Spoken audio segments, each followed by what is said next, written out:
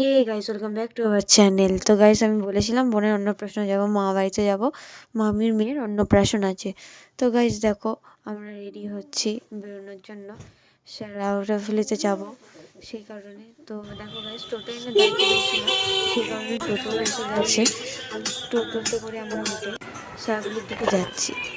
যারা যারা শেরাওয়াফুলি চেনো বা চেনো না, তারা প্লিজ আমাকে কমেন্ট করে জানিও।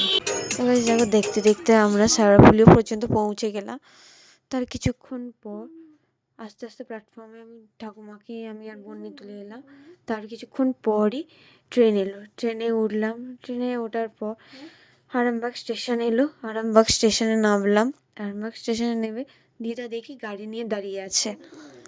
গাড়িতে দিদা জিনিসগুলো তুলে দিল, বোনও তুলে দিল, আমিও তুলে নিলাম। তারপর আমরা গাড়িতে উঠলাম। তো দেখো গাইস, আমি বলছি মায়াপুরে কেন যাচ্ছি।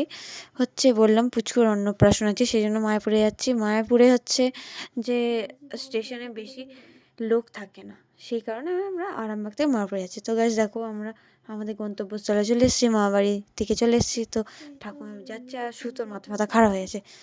তো গাইস দেখো, আমরা যাচ্ছি। চলো গাইস, পরের ব্লগে দেখা হবে।